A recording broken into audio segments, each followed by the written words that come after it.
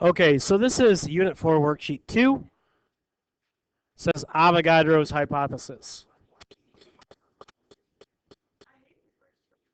Because I'm now recording you.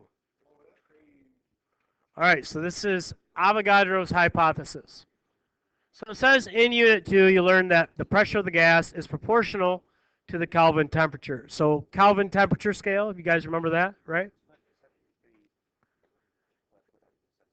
Right, 273 plus Celsius, or 273.15. We just used 273 in my class. It says pressure of a gas is proportional to the Kelvin temperature, which they show like this, proportional, when the volume and number of particles is held constant. Now consider if we have equal volumes of two gases at the same temperature. In the figures below, the sphere in the upper corner of the box is a thermometer bulb.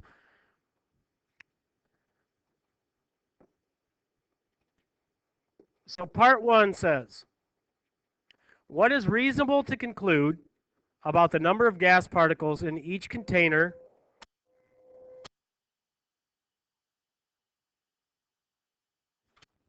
if the pressure and temperature is the same in both containers? So the journal question we just did, we identified the different factors that affected the pressure of a gas. We said temperature, we said volume, we said the amount of gas, we even said atmospheric pressure.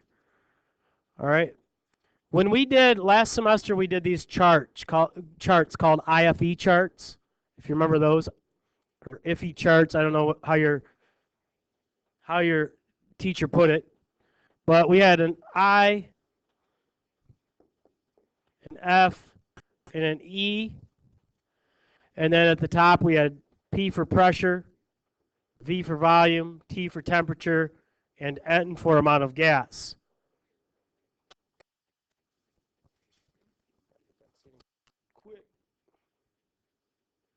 So, what's reasonable to conclude about the number of gas particles in each container if the pressure and temperature is the same? Okay, so the pressure and the temperature are the same. What about the amount of space available to those two gases? Is there more space in the first box or second box? Is there less space? Are they the same? What? Would you say they're the same size or very close to the same size? Okay, so even the volume is going to be the same.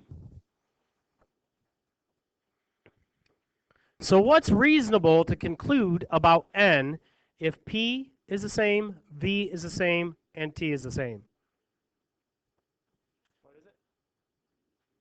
N's the same too, and N stands for the amount of particles. So what's reasonable to conclude about the number of gas particles in each container if the pressure and temperature is the same?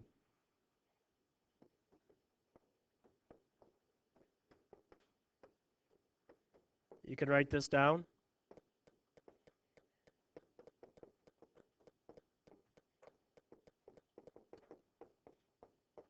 They both have the same number of particles.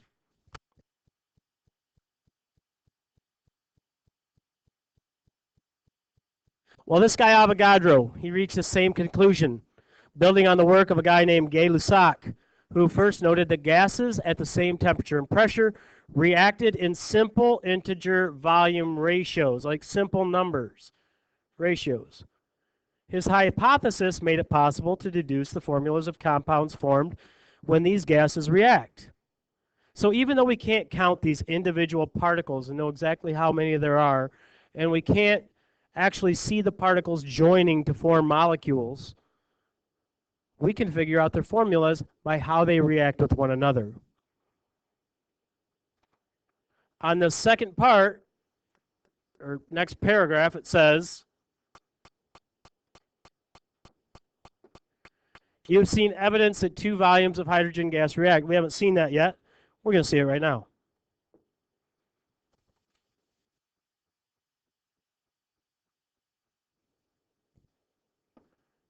So it says you have seen evidence that two volumes of hydrogen gas react with one volume of oxygen gas at the same temperature and pressure to produce water. He called it H2O.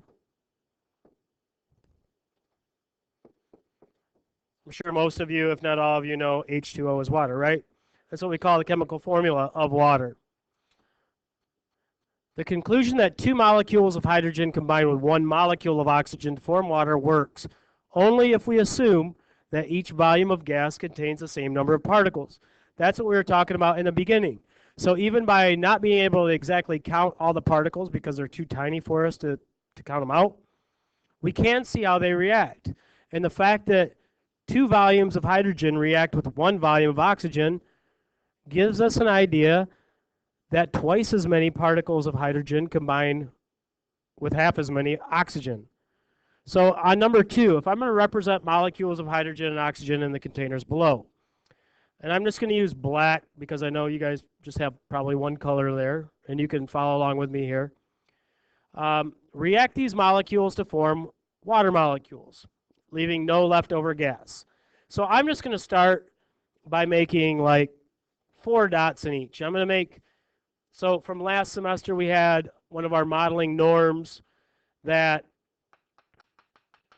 we use dots to represent particles, right?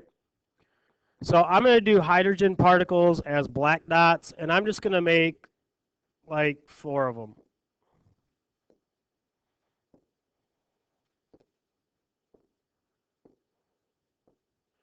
And I'm going to make oxygen white dots.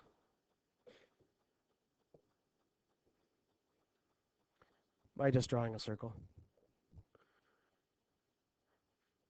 All right, so what I'm going to do is if these two things react with each other, I'm going to take 1 dot of hydrogen from this box here and 1 dot from this box and combine it with 1 dot from this box. And so I'll end up with a water molecule that looks like this.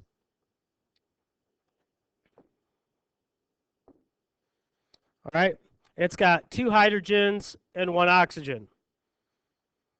And the formula is H2O. That might give you a hint on the next question. All right, now I still have other gases that can react. So I'm going to take a second dot from each one and make a second water. And then I'm going to take a third dot from each one.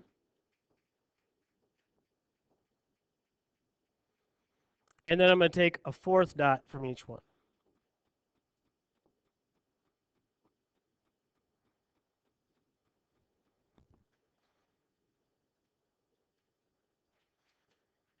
All right. So that's kind of just an example for you to use, because next what you're going to do is you're going to group up with buddies and pals, and you're going to try to answer the questions on the back side of this sheet up to part 2. All right, so let's get up to part 2 done. Needs to be done by the end of the hour, which is in about 15 minutes. All right.